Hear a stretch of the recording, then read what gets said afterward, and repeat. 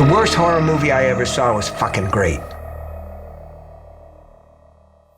Hello and welcome to This May Hurt a Bit. My name is James Strayer and this is... John C. Myers. And we're a horror franchise podcast discussing each film in popular and not so popular franchises. And today we are discussing Basket Case 3 from 1991. And the highs are highs and the lows are lows in this one for me. And thank you, listeners, for holding on to this one. That's not to say that I dislike this. This is just a sharp left turn. Maybe a curved left turn from part 2.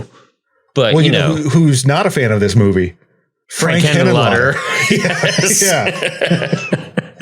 Not so much. This was another example of like with the Frankenhooker, like one for me, one for you, one for me with Shapiro Glickenhaus Entertainment, the producers. And he was going to make a movie called Voodoo Doll. Mm-hmm. Basically, like theaters were struggling and business started changing with like the big home video market and all this stuff. They were like, okay, well, we have to drop one. And he's like, well, we're shooting Basket Case 3 now. We'd have to make some, this stuff's already all made. Yeah. I guess we'll do this one. And so he was not that into it. He's like, everyone did a great job. I'm not faulting anyone. We all worked together very nicely. I just kind of hated it. And I kind of was he's like, this is the only film I think I really ad-libbed, which makes this his Inland Empire. This is he David Lynched before David Lynch. Yeah, but it's and then there's also the fact that they ended up having to cut a bunch of stuff. He had apparently allegedly 11 pages of, well, I'll just say multiple pages of script he had to get rid of because the gore, and probably the most known effect from this, the cop getting choked. Yes. That was part of the reason that looks the way it does is because they had to cut down all the gore from that. And so it just looks ridiculous. And I mean, I know this is a pretty easy observation, but riddle me this. Who is going into Basket Case Part 3 who has not seen Basket Case Part 1 and 2 and says, you know what, I could use a little less gore? You know, like I just, when you're in this deep into franchise filmmaking, like you want to up the ante. And I understand, like, I don't agree, but I understand the producers are just like, well, we got to recoup. We got to get butts in seats. So make it PG-13. So teenagers and 12-year-olds can see this movie. I don't know. I mean, you're so also flawed. You're also dealing with the increased scrutiny by the MPAA. This is something we've talked about throughout Friday the 13th, and in some ways in response to Friday the 13th and what it wrought. Yeah. But definitely with Jack Valenti and them, a lot harder on what they would allow in the movies for not having an X rating and stuff like that. And so I'm sure there was a certain amount of like, we got to make sure we can get this on ours so we can put, if not butts in seats, put tapes on shelves. Right. Otherwise people aren't going to see this. Yeah. And ultimately it was still rated R. Yeah. So I'd be so curious to know like the politics of getting it back and forth. If it was the R-rated version, he might've had a hard time for sure. Mm-hmm. But he had just come off Frankenhooker too, which is pretty poor taste movie. And I say that with love, but yeah.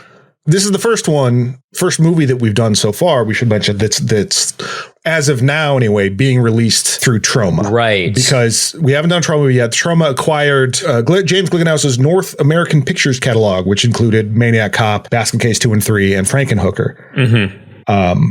And so we'll probably be hearing more from Troma in the future, particularly with movies that they've made, but This is the first time they're on our radar for this podcast. Man, you do a horror franchise podcast and it takes you 70 episodes to get into Troma. I mean, I imagine we'll get in a lot more into them as we go on. Knee deep into Troma. Yeah. I don't know. It's funny because I watched this a few nights ago, and with my low lows comment, the bus musical scene, I was just thinking...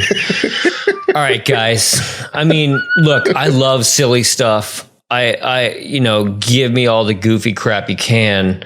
But again, like when you start with the nastiness of part 1, the silliness in part 3 just goes like maybe a step too far for me overall. Mm-hmm. But then I was thinking about it for a couple of days, and I don't know, I kind of like this movie. Like, it's not awful. It's just like, if you can meet it at its level, like, it's so dumb and pretty entertaining. It's hard, like, just coming at it like Basket Case 3. What could this possibly be? Yeah. I don't know if you enjoy it, but because it kind of makes the shift, because it's clear there's a lot in Basket Case that Henenlotter thinks is very funny. Yeah. But It basically goes from like horror, comedy, horror.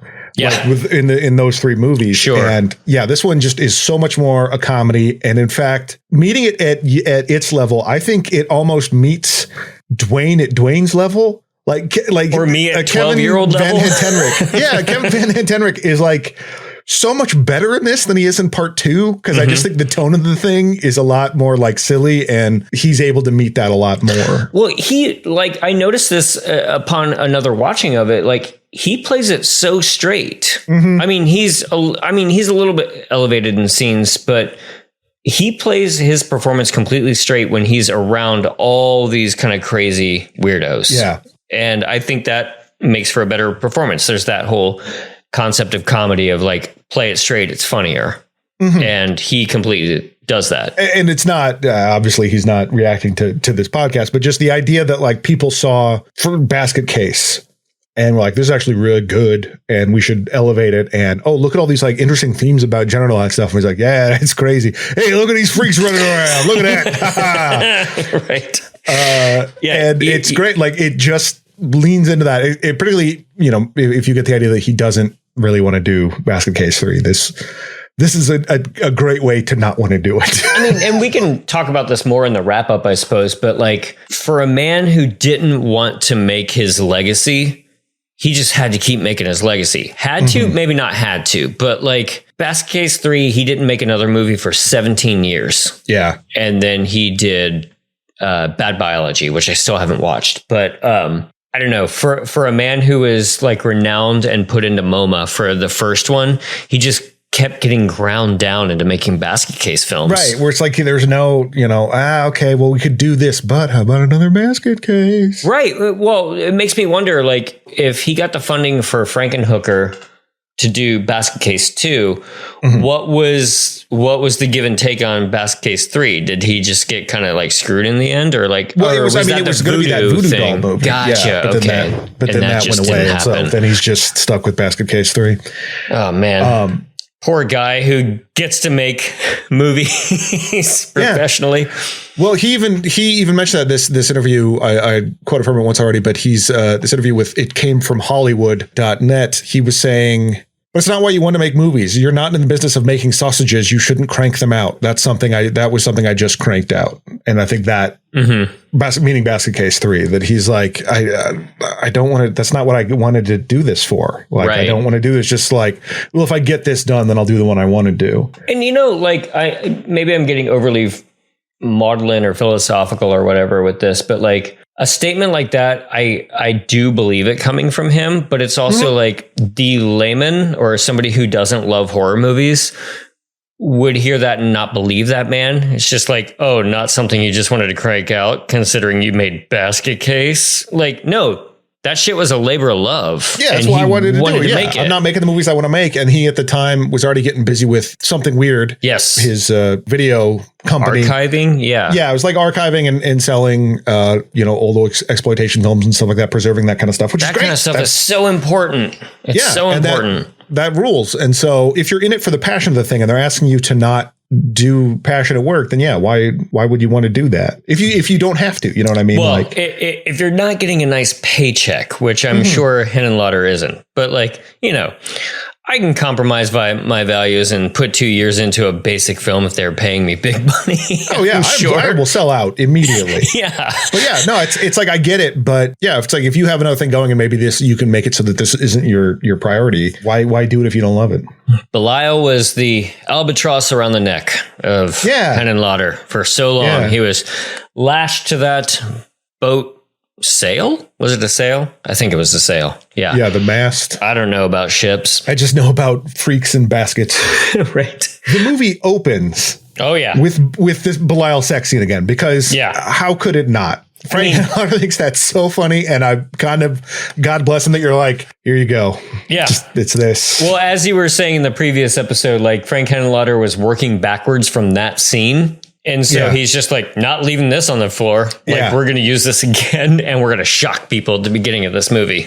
Yeah, it's perfect. So the first 5 minutes of this or so is basically a retelling of the previous film, which I always think about the Friday the 13th movies now as we get into this because like last time on. Right, because like let's remember, it's not like these movies were readily available at the time. Maybe into the 90s. Yeah. But definitely not into the 80s. So it was a little bit more customary in horror franchises to like kind of recap where we left off. Yeah. Well, it's also a really easy way to just get some kills and gore in there. And there you go. Like right up the front. So people, all right. Because this one like picks up basically right at the scene in 2 where it's revealed that Susan has the monster living inside of her and Dwayne freaks out and kills her. And then so there's no real explanation of like why he's there with Granny Ruth and any of that. It's just, this is what's happening. This is what you need to know about right now. And of course, there's more flashbacks later in the movie that go back. You see the separating of Belial and Dwayne yet again. I was surprised at how abruptly it just, because it's not even a recap. It's just like the 5 minutes before the ending of the movie. Sure. But no, that's a great point because you get the climactic kills, like which are supposedly like the best kills. Maybe not all the time, but like memorable situations right at the top of your film going into it. And then you get to see a bunch of the goofy monsters running around. In this one, they throw out all pretense of like, these are just misunderstood people. Like they are treated as like monstrous freaks. Right. And which is kind of funny based on sort of what it was like Granny Ruth's sort of overall thing. But then Granny Ruth is just cranked up to 11 in this one. Completely. I mean, Granny Ruth doesn't even really, unless I missed a tossed off line or something, she doesn't even mention that Dwayne killed her daughter at the end of the last movie. Yep. Not We're a problem. Just kind of going on from that, correct? Yeah. Gosh. Yeah, it's like the shot Santa in Silent Night, Deadly Night. Right. That, like as it goes on, it becomes less. It used to be a priest. Now it's just like a janitor. Now it's just some guy. Yeah. I'm sure there's like by part 3, it's like that wasn't even my daughter. It was just some person. Right. She just lived here. When it opens proper, Dwayne is in a padded cell. Yes. And you're like, oh, because he's sewn himself to Belial at the end of the last movie, and now he's just by himself in a straitjacket. And you're like, oh, well, they finally got him. He's been put away in a mental institution. No, it's just a padded cell in Granny Ruth's house. When she opens the little door to check on him, and it's just her smiling, like insane smiling face, you're like, okay, that's this movie. That's the tone of this movie right now. Is that face? Right. This is what it's going to be. And sure enough, it's very cartoonish. Yes, completely. And we also find out that Susan, she not only died, but the child died, Bernard. I'm glad that they named that little snake puppet Bernard. Also in the interim, Belial has been removed from Dwayne. So I love that the climax of the last film was, I'm going to sew him back on. Yeah, let's not worry about that because that doesn't make for a good story if they're like completely attached. So we're just going to skip right over that. Yeah, just undo that real quick. The biggest thing is that Eve is pregnant. Eve being Belial's wife, lover, whatever. I don't know. It's not for me to judge. Baby mama. Baby mama, yeah. So Eve is pregnant. And we have to get down to a doctor that Granny Ruth trusts to deliver the little baby Belials. And that's the kind of thrust of this film. Already the movie's like, okay, you know how they were all like super secretive? We're kind of going to keep to that, but it's still going to be a road trip and it's going to be very silly. And part of the reason, like logistically, was Hannah Lauder and Shapiro Glickenhaus were like, the unions up here are crushing us. We can't make a movie up here. We got to go to Atlanta, apparently, because they go down south. And I love that they pile into a bus. It's a school bus, but the top of the bus where it would say school bus says, no one you know.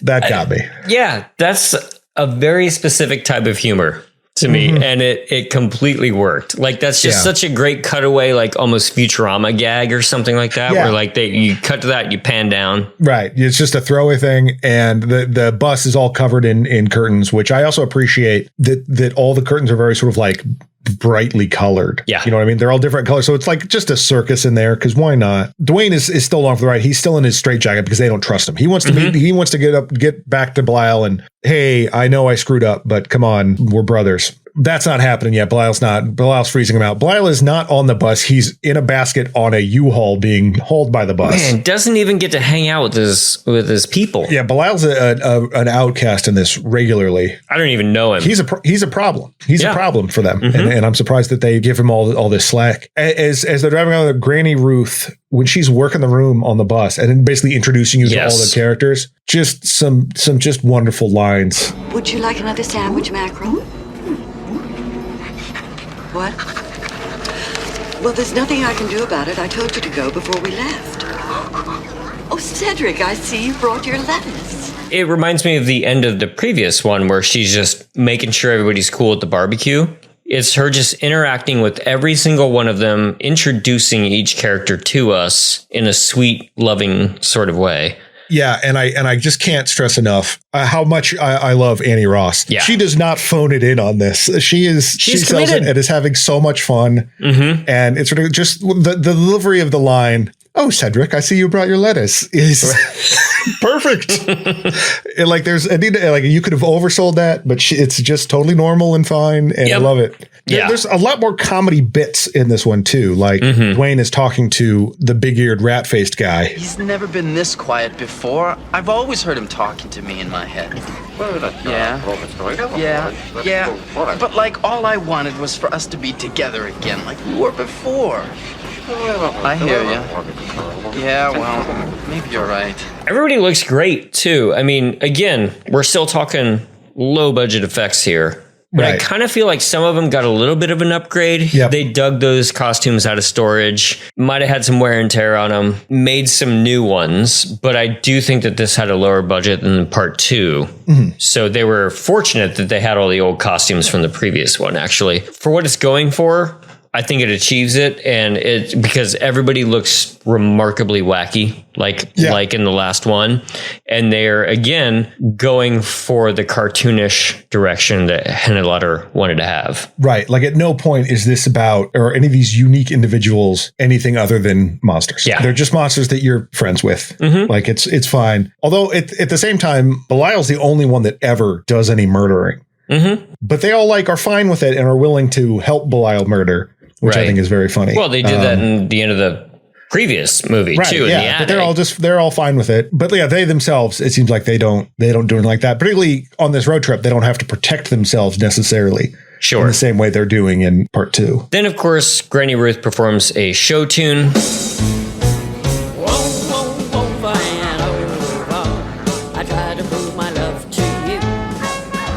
This is where I started to struggle a little bit. And I was like, I got to meet this at this movie's level. It's just too corny for me. But it's so funny. Watching it, I didn't like it. Looking back, I'm like, hey, they went for it. That was kind of my thing. Like watching, I'm like, Henenlotter, you beautiful bastard. you went for it. And like just all in characters are pulling out trombones. And I couldn't help but think like, okay, Leslie Nielsen's going to show up at any moment. I mean, here. That would have made me absolutely adore this film. Top 5 of all time forever. But it's the same kind of thing. It's just the gusto with which it's done. I'm okay with it. You know, like you are fully committed to this goofball bit, and it's not insulting to my intelligence. It's just goofy, and that's fine. I mean, you bring up Leslie Nielsen, but it's also like I'm not going to compare Henenlotter to Mel Brooks, but I'm just saying like you have to go for the wacky bit, and like if you go for it, like if you take it up a notch, like I'm going to notice it and appreciate it, even if the bit itself doesn't work for me. So for this, I was just like, "Ooh, can we get past this?" And then I can kind of smile at it on the other side of it. Sure. Well, it's sort of like the difference, and this is perhaps an unfair comparison given her long history versus his, but Annie Ross as Granny Ruth versus Jim O'Doherty as Little Hal. Little Hal is tough to watch in places. Yes. And he's not an actor. He's a producer mainly. Her ability to approach this ridiculous stuff without being too big herself, but like still big enough that it works really well. That it saves it from just being absolutely insufferable. Right. So Little Hal, the scene previous to the show tune, Sheriff stops by what's his name? Big Hal? Yeah, Uncle Hal. Uncle Hal. There we go. So Uncle Hal he's our destination. He's who we're trying to get to. And he has a son named Little Hal. We don't see until we see him ominously looking down on us as the sheriff leaves. We find out that Little Hal has a predilection for mechanical devices. And they do bring up that it's a tossed off line, but he was just like, No, I'm still using that wacky remote control lawnmower he made for me a couple of years ago. Took a while to get the hang of it, but it's still running. well, that's got to be a Frankenhooker reference because that's the inciting incident in the beginning of Frankenhooker. Mows down. I didn't even need to say that. Nice work. Yeah. Mows down a woman who the lead character in Frankenhooker spends the rest of the entire movie trying to put back together. Yeah. So. And I like that. I also like the idea that it's not just like a nod to Frankenhooker. It's something that Frank Henlotter's like, why doesn't someone make this already? Like I keep throwing this idea out there. Hopefully someone will grab it because I hate mowing my lawn. Made me laugh so hard my headphones fell off. But yeah, like I love the idea of him being so invested in this idea. Yeah. Which I feel like I saw infomercials about that shit in like the late 90s, like an automated lawnmower. Shark Tank has stopped returning his calls. Like, no, we said no, Frank. We saw your one movie where it destroyed somebody. Yeah. So there you go. You just argued against yourself so effectively. Right. Well, and in thinking about that, because you're introduced to Little Hal as, the sheriff comes over because he's got some weird contraption he found and thinks Little Hal might like. Because Little Hal likes machines. Yes. Uncle Hal. It's like, oh yeah, no, he makes this crazy stuff. Oh, and here comes one now. And it's this device that's supposed to this robot that serves you coffee. There's a certain charmingness to it's sort of the ramshackle nature of the thing. But at the same time, it raises a lot of questions because it sort of operates like a Pee Wee Herman, like the, Pee Wee Herman's machines at the begining of the Big Adventure. Or Wallace and Gromit. Or Wallace and Gromit, yeah. Mm-hmm. For you more international film watchers. But like to get the cream in the coffee, there's a cow figurine, and then there's two hands operating a bellows that blows air into the cow's butt, and then the cow spits out the milk. Right. You chose to design it like that. And even if you're like, wow, what a genius thing, I'd still be like, so Hal, what's going on with Little Hal? Right. This is kind of concerning. It's definitely got that mousetrap quality to it. But also, why is a cow being filled with air from the butt by bellows? Yeah. Why do you got to do that to a cow in order to get milk? Makes me not want to drink the coffee. Actually. Right. Yeah. And I also very much like in this meeting that you're tipped off that Little Hal might be one of the unique individuals because the sheriff is very concerned that, people not picking on Little Hal. Oh yeah, sure. Right. And they go over to this painting. They're talking in front of the painting, and the painting is of this child, a baby with 6 arms. I loved that though. I mean, well, what I love about it is that it's not treated with any mystery. It's not like, oh, you see like a glimpse of something and something's weird, or like you see the painting and then it cuts back to them. They are in front of the painting out of focus. Yes. Frank Henlotter is like, look at this weirdo. This is who they're talking about. Right. What a freak. Look at him. Right. And I just no subtlety. I love you, Frank Henlotter. Right. And, also the fact that he makes machines has literally nothing to do with his character at all, except to get us where we're going in the final combat scene, which I'm okay with. I don't give a shit. Like, that's fine. Because when they end up showing up and Uncle Hal's like, well, Little Hal's the perfect man to deal with this pregnancy. He does nothing. He does nothing at all. Do anything. Right. He has little machines that run around, but it seems like mostly it's the unique individuals that are doing stuff. The bus makes us stop at a drugstore in a small town. Dwayne tries to convince the sheriff's daughter, Opal, to let him out of the bus. And what I love about this sequence is he tries to make sure that she knows that he's the famous Times Square Bradley twins. He's just like, don't you know I'm those weird like killer people of, 2 movies ago. But he's still in the straitjacket, which is great. What I love is that they're having this conversation as he is halfway out a creepy bus window wearing a straitjacket. Yeah. And she's talking to him like a normal person. Right. Because what's going on in the store is a little bit more painfully wacky. Because it's Granny Ruth buying a bunch of stuff and buying a shit ton of condoms. For who? Yeah, it's just that's just one of those jokes that's like, oh, it's funny because it's a condom. Because it's And then condoms. she asks, of course, do we have any extra large or whatever? Because that's funny. Who is that? But who's doing it? Because, Yeah. I mean, we know Belial, it doesn't really matter because it's, yeah, I don't know. A bad comedy is harder to watch than like a bad drama, It's Ugh. rough.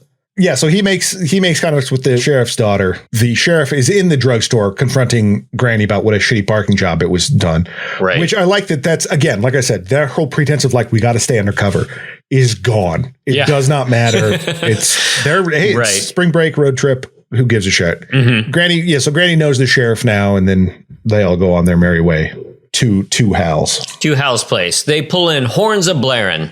Hal greets each and every one of the residents like as if he knows a little bit about them. So we're already like kind of clued into the fact that not only Granny Ruth is like trusts him, but like spoiler alert for later, they were together. And he's like the father of Little Hal, and Granny Ruth is the mother of Little Hal. And so he has a lot of experience with these kind of residents. I think that's your answer right there. That's my answer right there for the condoms thing, where she's like, "Oh, there you go. We got a lot of catching up to do." Yeah. Do you see any youngins running around? We need to keep this going. Wait, but that would not allow. I'm saying Granny Ruth and Hal are going to be. Gotcha. Yeah. So that kills my idea of making new ones because condoms. Okay. Gotcha. I know how condoms work. yeah, I do. Yeah, she's in Canada. You don't know. Right. No, but when he's meeting all these new people, some of them are new to us too. But he somehow knows them. Right. So canonically, Frank Henenlotter, I'm on tvtropes.com. Right. Were these guys left up in the attic in the last movie? True. Well, they did leave behind the big mouth guy. He didn't come along. And Frog Guy is presumably dead. Done. I don't know. Which I'm fine with because I think the mackerel girl, I think her makeup is a lot better. Mm-hmm. And is just kind of a more interesting looking character. So we're getting to the point where Eve just can't take it anymore, and she is pulsating like crazy, churning. She's about ready to go into labor, and I guess her water breaks and just floods out the entire bus. It's so disgusting. Yeah, right. I mean, I make no comments about the birthing process or any of that kind of thing, but in Henenlotter's hands, it goes a little body horror in this situation. Enough, it's disgusting in Henenlotter's hands. Yeah, they make preparations for this birthing, and it's this is where it's revealed that Little Hal will be leading the procedure, and that's where we learn that Ruth is Little Hal's mom. Ruth agrees to finally remove Dwayne's straitjacket, who of course maintains that he's all better. Like the way. When he's like, no, I'm all right now. And she lets him on the straight jacket and then leaves the room. Yeah. The comedy dive out the window. Dude, well done. Kevin Van Hendrick. I'm glad well done. Yes. That was a full on Bugs Bunny feats don't fail me now. Yeah. Like dive headfirst out of that, like a cartoon. Loved it. Absolutely loved it. Don't mean this as the insult it probably sounds like. There should have been so much more like crappy straight to VHS type movies with him doing this stuff, that actor, just because like this was the era of like Silence of the Hams or like all these just really upsetting and not very good like straight to video stuff that I think he would have been perfect for tonally, the way his performance in this movie. Agreed. Yeah. But yeah, so now we get to the actual birthing scene that Ruth thinks that Belial should be around for. And it's all right if Belial stays, isn't it? Oh, certainly. I always think it's more beautiful when the father is present, don't you? Oh, yes. But then, oops, we get a flashback. Belial's whole thing with doctors. Like I said, it's the same scene of the dissection, the removal of in one. And so he attacks the doctor, just like tears his face off. They're all fine with, they're like, oh, Belial. Yeah. Which, I mean, fair on Granny Ruth for admitting that, like, you know what, I didn't think about that she, like herself, but like, you just attacked the father of your son, this good family friend. And they're just like, yeah, you know, boys will be boys. Right. I don't think that's going to help you, Granny Ruth, but I feel like her whole plan of like world domination hinges on Belial being the only one of these things that will act. she finally found one that will act, and so Yeah, now they'll actually do something because all the other ones are just so like Pretty goofy meek. and yeah. I do love the chaos cartoonishness of this. I feel like the stage direction was just like, you push this cart and you push this cart and you run through the frame crazy like. Yes, again, Little Hal is said to be leading the procedure. All he does is get out a camcorder and shoot right down, which I guess this is a very 90s thing. Like seen in television and movies at the time, dad with a big camcorder shooting right up the legs of the mother, filming the birth. Yeah. I don't know why that was ever a thing, but man, I don't think anybody wants to see that. I don't think that mom wants to see that later. If I'm the kid, I don't want to see that later. Like I had to watch like in health class in high school. Like we watched a birthing video or something like for that. Sure. And I just remember kind of being like, I don't know if I'm straight anymore. Right. I don't want anything to do with any of that. Right. To I me, think I'm just going to turn it all in. I'm done. To me, it's like it would be the personal like effect of it. Just me like, hey, I know all these people that are on film in this. This feels like a snuff film for somehow, even though it's like the reverse it's the opposite of that. of a snuff film. But yeah. Right. But yeah, Lil Hal's acting experience really shines through in this scene because evidently, like I read that Henenlotter said that the actor playing Little Hal started getting nervous and he was waiting for Henenlotter to yell cut. And like a great director, he did not guide his actor through and just dangled him on the ledge, just seeing what he would do because it could be magic. Not saying it's magic in this case, but he just let him ad lib for a solid count to 12. Because Belial not just has one child or twins or quintuplets, he has 12. And good gravy, Little Hal goes nuts. 5! She's had 5 and she's still alive! I need a smoke! I can't believe 6 tablets! 6 tablets! 6! Your pizza is here! 6 tablets! She's popping them out like Pez candies! I can't... 7! Don't tell me! 7! Number 7! All from heaven! Oh my God, I'm holding water! And just like, what does he yell out at the end? You know, lady, you deserve an Alvarian ovation! Now, granted, I'll give him that line. That's pretty good. That was all right. Yeah. But the rest of it, you could kind of see where he was just like forgetting his line, stumbling. Yeah. Or just struggling. Yeah. When he's like, oh, pizza's here. And it's like, okay, well, like in the moment, that's a funny ad lib, but like for this character and what's happening right now. Yeah. You know what? Or like when he screams at how freakish the babies are. Right. It's like, well, that kind of defeats the whole thing, but whatever. It's jokes over consistency in this.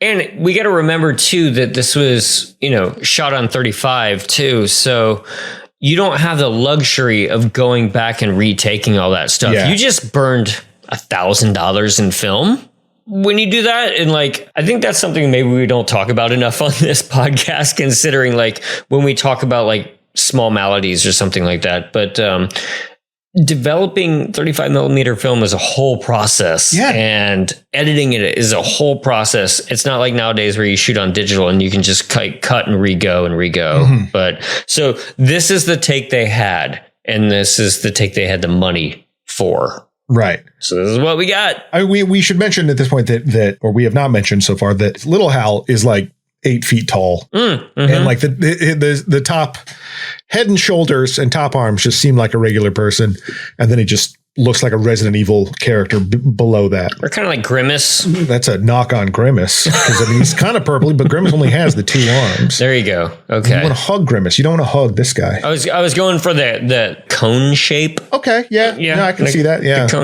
He tapers. You don't want to hug Little Hal. He's got all the extra arms. How the extra arms work and how Little Hal works in general is kind of up to your imagination. Yeah, the little arms are more of like flippers than they are like embracing arms that are good at hugs. Well, they also sort of do their own thing. Like later when he's building the thing, it's like he's not paying attention, but the arms are sawing and doing stuff. Which, well, it's almost as if like 3 different puppeteers are controlling those arms. Yeah. No, I think this is a real person. Little Hal is, all of this is real. This is a documentary. Yes. 70 episodes in, I'm like, what? I learned what a movie is. As a new father, Belial, after the birthing scene, starts fantasizing about two busty topless ladies cavorting with him. And this is very much a core Henenlotter type of scene. So he's been banished from the room. Right. And gets put into this basket, like it's locked, basically, so he can't get out. And it's almost like what the inside of the gem is in Wishmaster. Because it makes it seem like that's what's going on inside there, not just in his imagination. But he's like, yeah, hanging out with the Morel twins, Carla and Carmen, and they are nudishly caressing him while a voiceover, because they're not talking, right? While a voiceover is reciting Shakespeare, which I love that combination of just high and low art. Yes, just of course, beautiful. And then it eventually turns into one of them reciting a tax code. Make us yours. Make us yours. Section 1221 of the Internal Revenue Code clearly sets forth items. Because their mouths aren't moving, it's like the way very old Popeye cartoons, like his mouth would move, but the character would always be around. So it's this erotic Popeye mumbling that's happening. Oh, erotic Popeye mumbling. I want to hear more about Popeye this. Mumbling. It's all the rage with the young people. Go on. Oh, an 80-year-old cartoon character. It's all the rage with them now that it's erotic. TikTok goes nuts for erotic Popeye mumbling. Oh, God. Yeah, so it's just this weird excuse to have boobs in the movie. And then, yeah, of course. Then there's a knock on the basket as the man with all the noses says, "You waking there? Hey, dude, you're a dad." He's woken up and he's taken to see Eve, who is just surrounded by 12 squirming puppets in the bed. Yeah, it's all pretty little great. Belials. Yeah. Dwayne has been going during all this. He's not even there for the birthing. He is going in search of Opal again, and he's arrested and thrown behind bars. And a couple of cops put it together that Dwayne is the Bradley, or the twin brother, and that there's a reward for him, which I do love this bit because it's just like a stupid throwaway joke in the second movie, but it's full motivation for characters in this third movie. You as the viewer, if you have seen 2, knows that $1 million just isn't even real. It's tragically funny, which I think is a good description of this entire movie. Like, there's so many things in this movie that are horribly tragic that are just goofy as shit in this movie. 2 cops make it to Hal's, and they still want to track down Belial, and they make it inside and up the stairs, and they end up shooting who they think is Belial, but it ends up being Eve, and they just blow her away in bed. They make off with a basket that has a few of the babies inside as the residents chase after them. I think it's because there hasn't been a kill scene in the movie yet. Like, this is the first kill shot in the movie, and if we're not counting reused footage. Yeah, I mean, I think the most that's happened is Belial has attacked the doctor. That's it. Yeah. Right. Who doesn't die. But there was something that I was just like, I'm not going to say I got emotional because I didn't, but I was just like, oh, Eve got blasted by a shotgun first. She didn't do anything. It wasn't like a horror movie death where somebody gets taken out and it's kind of fun to watch. She just looks so helpless and she got blasted by cops and that sucks. Well, and it's a female character that she just existed for Belial to have sex with, and then she gives birth to babies and then dies. She got fridged. She got fridged. They fridged Eve. They fridged Eve. Justice for Eve. Hashtag. Justice for Eve. Yeah. My God. But she's out. When Belial sees Eve, he lets out his signature scream, which I was glad to hear that was a little bit more maniacal sounding again.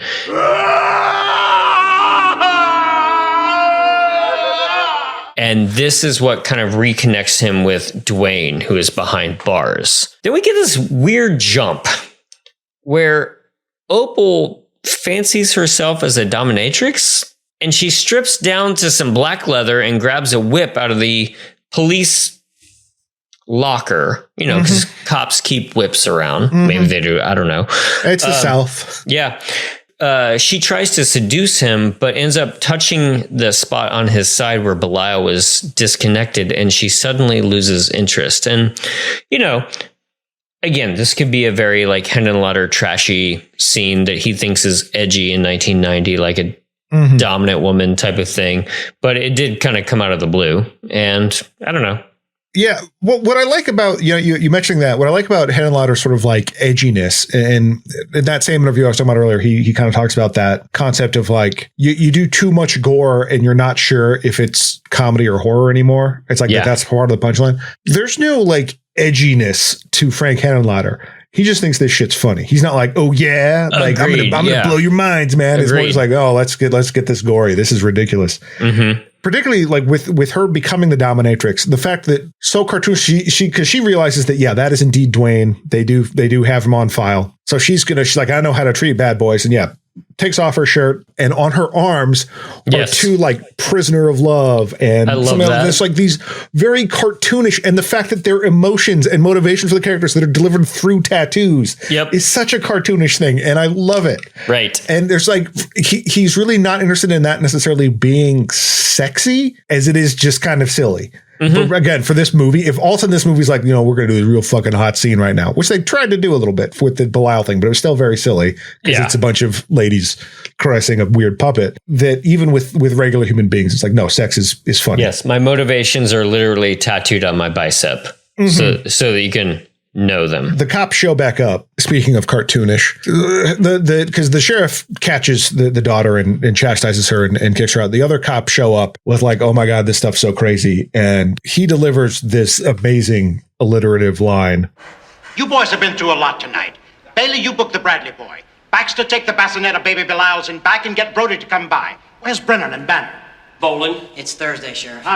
I love it so much. This is the kind of dumb wordplay that I fall for all the time. Yep. Evidently, Henenlotter, when he was filming this, he had to leave set a couple of times because he was laughing so hard. Yeah. That's the kind of director I want to work with. Hats off to Gil Roper, who, by the way, was in Pet Sematary 2 as an electrician. Oh, great. Wow. And then because they brought in the basket of babies, speaking of a lot of bees, with them. I was just going to say they brought in the basket of a lot of babies in Belial. Yeah, now all the cops are watching over these babies. Sheriff goes tearing off to Hal's place, shotgun at the ready, and he finds himself surrounded by the residents who are all mourning Eve. And we're finally introduced to Little Hal in all of his glory, which is quite a mound of like flesh and arms, and he's about like 8 to 10 feet tall or so. He's pretty immobile, so he doesn't get to do a lot in that makeup get up. Meanwhile, back at the station, cops are messing with all the babies, and they're definitely starting to resemble gremlins to me.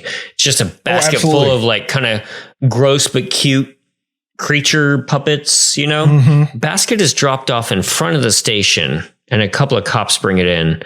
And of course, it contains Belial, who jumps out and strangles one of the cops immediately. And this is where we get that makeup effect that you were talking about previously. Mm-hmm. And this is different for the series as well, because Belial tends to just slash, except in the last movie where he mangles the woman's face to make her one of us. To turn her into, Yeah. Which apparently like that must have killed her because she did not like join them or anything.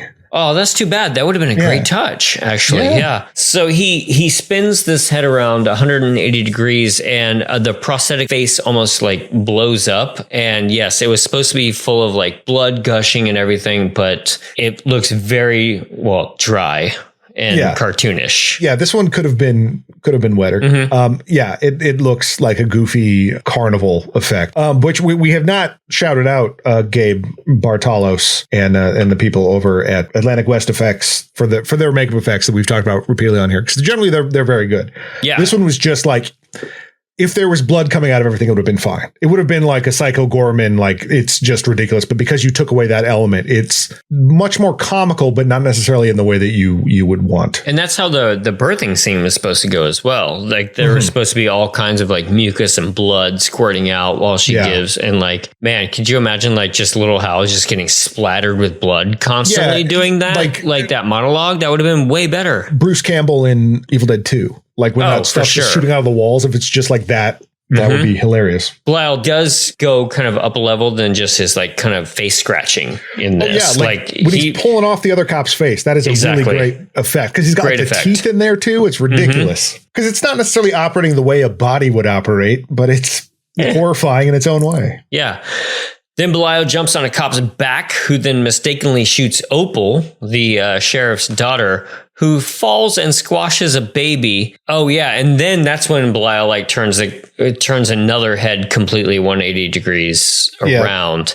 And I was just thinking, like, man, folks, we got ourselves a good old fashioned police precinct horror massacre. Like, so, like, previously seen on this show in Wishmaster, the first one, right? The first Wishmaster. Obviously, the best of all time is Terminator 1, but you know that's outside of our purview here.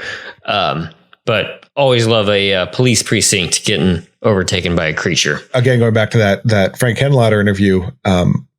He was saying, watching it at some event in Chicago, he's like, the scene where the deputy's kidnapping the baby Belial's and the jail scene that follows, I found myself laughing. I mean, it actually cracked me up. I'd probably love the film if I hadn't made it.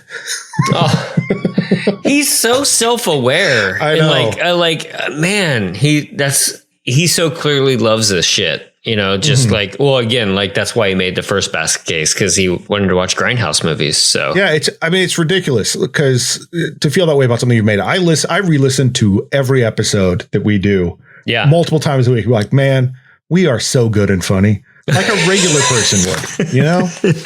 Yep, like a real podcast. Yeah.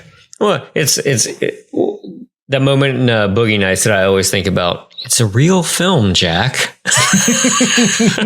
Like when Ricky Jay is editing the film. Well, all I'm thinking about that now is this scene. It's the woman falling and squishing a baby Belial. Like, it's a real film, Jack. It's a real film.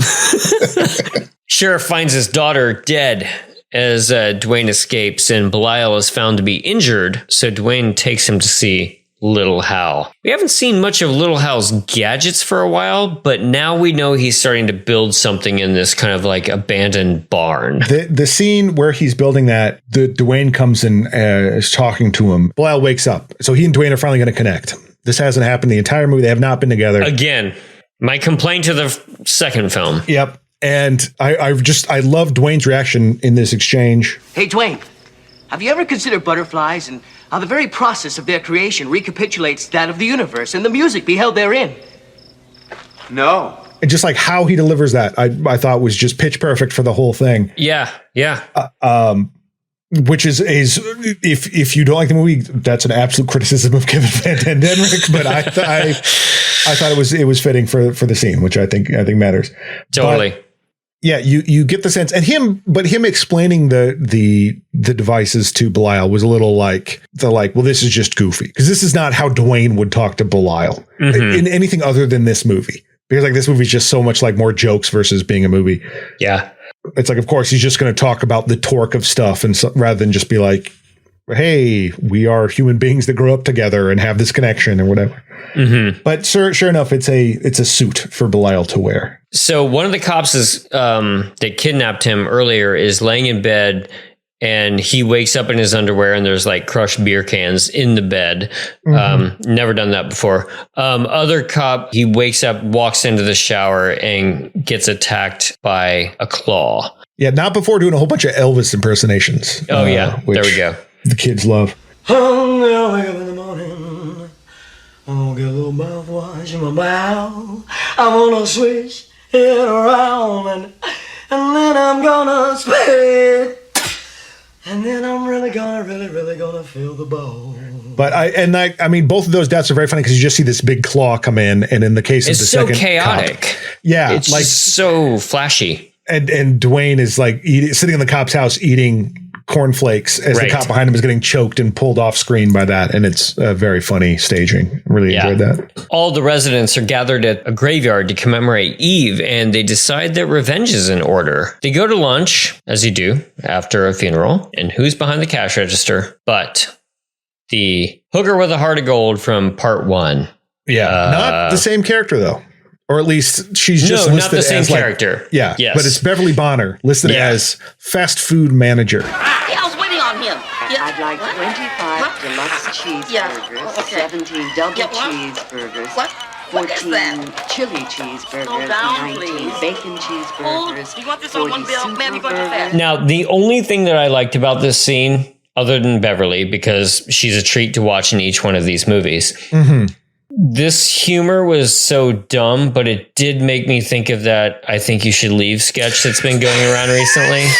55 burgers, 55 fries, 55 tacos. Yeah, I mean, I was laughing at that sketch while watching this scene, which I didn't think was that funny. Because no, I think I only really liked it just because I like Beverly Bonner and watching her react. And I guess when they were coming, she found out about this movie. She's like, put me in it. I love I'll come her. down there. God, I'll come down there. Just do it. And it's like, well, you want to be this fast food? Great. I love it. So let's do it. There's the type A personality in me that's just like, where does she get all this money for this fast food? Does she have to do this every day? Does she have to do this 3 times a day to feed these people? And I get stupidly taken out of that kind of thing. Right. Yeah. You know what? Like, as someone who does that kind of stuff, no, that's fine. I mean, as someone who does it, like in this movie, I'm like, yeah, of course. Yeah, of course. It's a cartoon. Of course she has the money. Sure. Again, that idea of like, well, we need to be hidden. No, they all just bust into that fast food place and just start like eating off of people's trays and full stuff. on like Mac and Me sequence in McDonald's. If there would have been, if the musical number would have happened there and like been a dance number. Yes. There we go. We could have had the Mac and 5 Me stars. Yeah. Basket Case 3 crossover. Go watch Mac and Me if you haven't. Anyway, let's not go crazy. Sheriff shows up with a basket of babies and a shotgun, which, sounds like the best Southern Gothic country album of all time. Yeah. But as the sheriff approaches, we see the legs of, we'll just call it Mecha Belial, maybe, or Krang. From it is very sort of proto Krang. It's so Krang from Ninja Turtles cartoon. That's so Krang. Yeah, that's so He's giving Krang right now. Yeah. he's serving Krang. God. My favorite part about this outfit. Now, granted, this is also someone whose favorite film is Aliens, and the power loader was obviously the inspiration for this completely, but when the sheriff shoots at him and a little shield comes down. Yes. That was, beautiful. Might have been my favorite part of the whole movie for some dumb reason, but just like one shot gag was so funny. Yeah. Like, yeah, I thought of that. I know I'm immobile in here, but screw you. I've got a shield. Yeah, you could have easily have left that out, but it was so funny. These shoes just ding. Love it. Beautiful. Because the whole thing's already just so ridiculous, and it's clunky and awkward, and why would it be any other way? Yeah, I was going to say, let's not pass over the Mecha Belial too quickly. So, yes, it looks like the power loader from Aliens. He's stuck in the middle, but more like Krang in the middle. I'm saying just the belly of the Teenage Mutant Ninja Turtles villain, but he's walking around and it looks so crappy. I mean, I'm sure they did the best they can with the budget, but I don't want it to look any better than this. Like, it needs to look like this. Absolutely. And he's got a full mech suit of armor on. Now, granted, I have seen this movie before, but I think I even forgot about this bit. But when I was watching part 1 a few weeks ago, did I realize that it was going to end with Mecha Belial? No, not at all. Getting a long way from Baghead. Yeah. So I think after 2, I was so much more ready for this. Of like, it would also be worse if it went back. Sure. Yeah. Like if they did, and again, this is a wrap up conversation, but like if they did a Basket Case 4 and they're like, we're going back to the basics. We're making it gritty. It'd be like, I don't know. At this point, when 2 out of 3 are like that, I don't know if you can do that, man. Totally.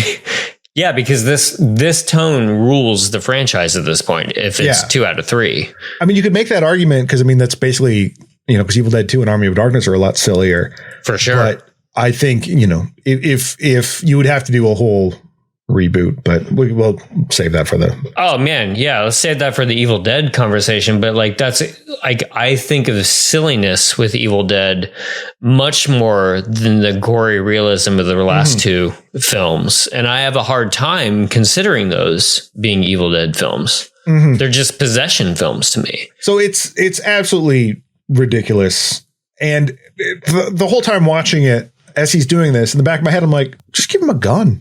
Just what about a gun? Yeah. What if he just had a gun? But no, because he's Belial, he's got to work with his hands. He's got to do claws. But yeah, I mean, to me, that's more the classic case of guns are not as interesting in horror films. Like you want slashing and bludgeoning instead of like blasting people away, you know? If like the sheriff showed up and Belial shot him, and then I found out that there was a plan for him to have, like, we couldn't film it, but we had this whole thing in the script where Belial was going to build a machine body. I'd be furious. Right.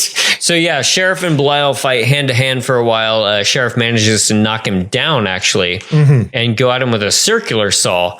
And for a second, he gets knocked down and lands on all of the babies who just end up biting the shit out of the sheriff. Beautiful. So that's how the sheriff goes out. Like, he falls onto a crowd of 11 of the other babies. 11 at this point. Yeah. Yeah.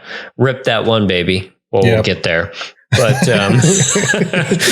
But, yeah, he gets taken down in a crowd of babies, which is effective, especially because this film is called The Progeny. Yeah, which they are a lot. I mean, this is the first time they've really done anything. I mean, they've been the motivations for a lot of stuff, but we have not seen them in action yet. Right. I mean, they are babies. I don't expect them to do I expect a lot out of babies. Well, Belial babies. That's why my nursery got closed. Yeah, right.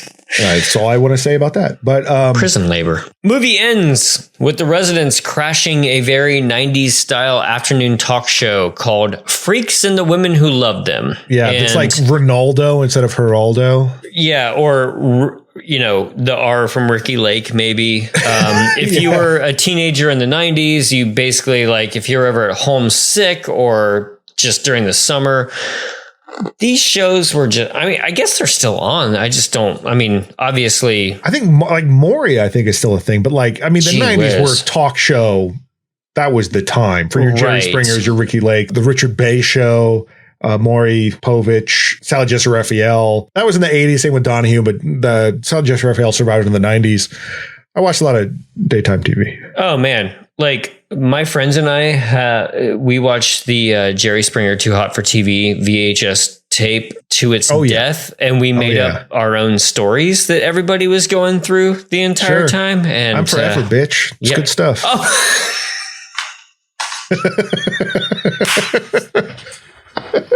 Oh, I got him. Good. You did.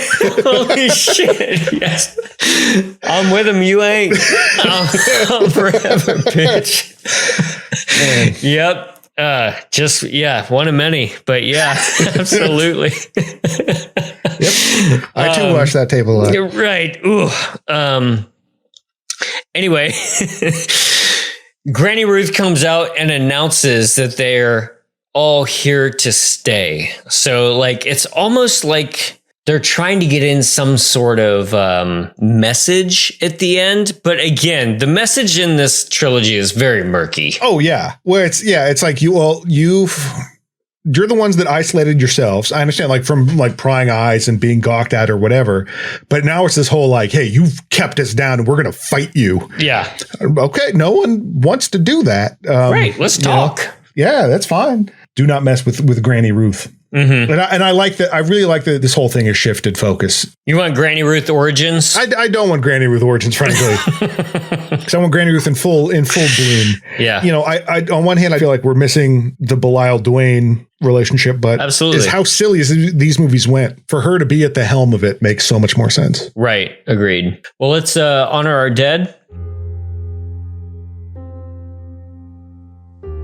Eve, played by Denise Coop, shot by Officer Baxter. Officer Brennan, played by Tim Ware, strangled by Belial. Officer Banner, played by Jerry G. White, head ripped off by Belial. Opal Griffith, played by Tina Louise Hilbert, shot in the chest by Officer Brody. Baby Belial, crushed by Opal. Officer Brody, head twisted 180 degrees by Belial.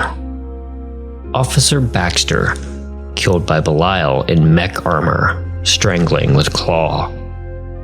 Officer Bailey, killed by Belial in mech armor, cutting him open with a buzzsaw. Sheriff Andrew Griffith, played by Gil Roper, devoured by Belial's progeny. Ronaldo, played by Jeff Winter, face ripped off by Belial.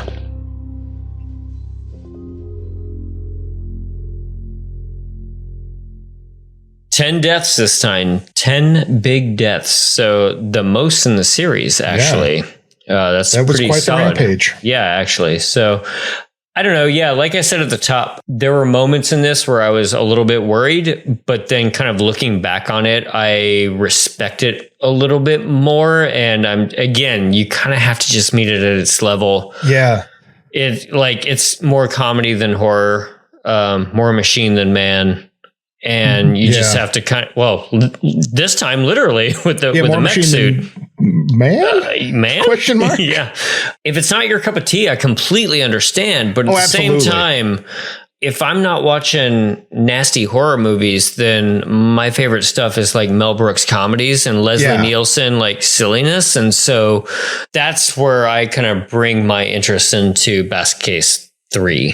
Yeah, I mean, I'm not going to break any new ground by talking about the relationship between horror and comedy. Mm-hmm. But so I can understand if you were looking for something, again, like the first one, which is funny in certain ways, but it's not this, being a little bit bummed. But again, like going through it as a trilogy, it softens that landing for what this is going to be.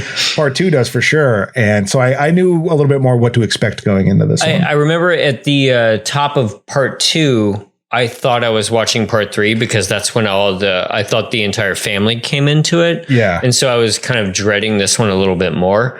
Now that all the family of the residents are there, again, it just sort of mathematically takes over the first movie, and Basket Case becomes this, and becomes not the original. So much more than just Belial. And I think, I think for being a movie that's like just under an hour 30, there's a lot of filler in this. Mm-hmm. Like not just like the extended flashback scenes, but just like bits that go on way too long. Conversations kind of seem like they last longer than they should. Shots seem like they last longer than they should. Not just from an aesthetic standpoint of like the way we're used to things moving now. It's just sometimes things feel a little bit awkward. Is this a great movie? No. Did I have fun watching it? Absolutely. Yeah. Like it's silly as hell, and it makes no bones about it. Like it's not winky. It's just goofy as hell. When you always say you like it when the franchises get silly with it, I mean, I don't mind it when it gets a little silly with it, but in this case, like it just went full bore. Mm-hmm. Like I can't help but wonder, like,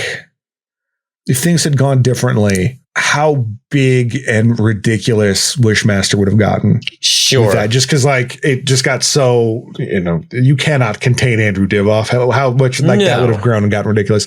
And so I think having this all under the auspices of one guy, of Henlotter, even though like different production companies and producers wanting different things, kept it sort of tonally what he wanted it to be, despite not even wanting to do this. Right. Yeah. And not wanting to do the same thing over and over again. And so I appreciate that over the course of these 3 movies, he just got even sillier with it. So right. The choice he made, and I'm for it. I don't want to hammer home our kind of thesis here necessarily, but it's just like, I don't think horror movies always have to be like, as nasty as they try to be or as they want to be. But the idea being like, let's look at what the director wanted to do. And was it done with heart and talent and pushing something? What it's to do. Yeah. So again, after watching the first one, yes, I want that grimy Times Square, that Times Square feeling. Sure. But, to take it in this other direction, which is clearly, he did it not once, but twice. And I guess that's the hammer in the coffin. It's just like the nail in the coffin. I'm bad with my metaphors tonight, but that to me is just like, he was clearly so interested in that cartoonish effect. If you don't like it, you don't like it, but you can't say that it was a failure, I guess. Yeah, it's just, I prefer, like, it's either like, I just like the first one. And if you're upset about the way it went, it's still him. It's still Frank Henlotter. It's not like someone else took over and you're like, oh, okay, well, here's where it's trying to suck. No, it's just what he wanted to do. And I'm sorry, but if you watch his in-between movies, it's been a little while since I've watched Brain Damage, but we just saw Frankenhooker a few months ago. Mm-hmm. And that movie's silly as hell. Oh, it's absolutely, yeah. It's violent, but it's very cartoonish and it's awesome and definitely worth watching. But I feel like Part 2 and 3 have more in line with Frankenhooker than they do with Part 1. 100%. And I mean, and this is years later from when he made that first one. People's tastes change. So yeah, I'd be curious to, and again, this might be more of a discussion wrap up idea, but like, it's almost like part 3 is kind of a gateway horror movie, as they say. Like, you know, like a 13-year-old could probably watch this. Yeah. And then you go backwards and get into the nastier part 1. Yeah, because I think there's a certain amount of people that, you know, they're like, oh, no, I don't want horror. I don't want anything bad. And they think it's all going to be like the Saw movies or something like that. Sure. And it's not. Like there's a wide range of horror out there that you can embrace. And yeah, there's some stuff I'm into. There's some stuff I'm less into. But I fully agree. This is a great sort of like, well, see, horror can be silly and fun. Mm-hmm. Come join us. Come do it. Yeah, one of us. Yes. And with that, we will call it an evening. If you would like to follow us on Instagram, it is This May Hurt a Bit Pod. Hurt a Bit Pod on YouTube, and you can email us at thismayhurtabitpod@gmail.com. And if you got nothing better to do, leave us a 5-star review on whatever platform y'all Even use. if you do have better things to do, you know what? Your kids can wait at soccer practice. You need to review a podcast. Right. While you're waiting for them in the car to come running up with their orange slices, just jump on your phone. You're probably looking on your phone anyway. Yeah, exactly. Are you at a stoplight? Has it turned green? Doesn't matter. Get on your phone and rate this podcast. All right, I'm cutting that. Totally. All right, well, join us next week for our wrap up, and then we will let you know which new series we're going to be tackling. But with the ideas that we're kicking around, it's going to be pretty great. So look out for us, and we'll see you next time. Good night. This has been a Caretaker Press production. It was produced by James Strayer and edited by John C. Myers. Logo by Ethan Kimberling and music by Michael Arthur Holloway, who you can find on Bandcamp. Follow us on Instagram at thismayhurtabitpod and email us at thismayhurtabitpod@gmail.com. Give us a 5-star review over on your favorite podcast app, and we'll see you next time.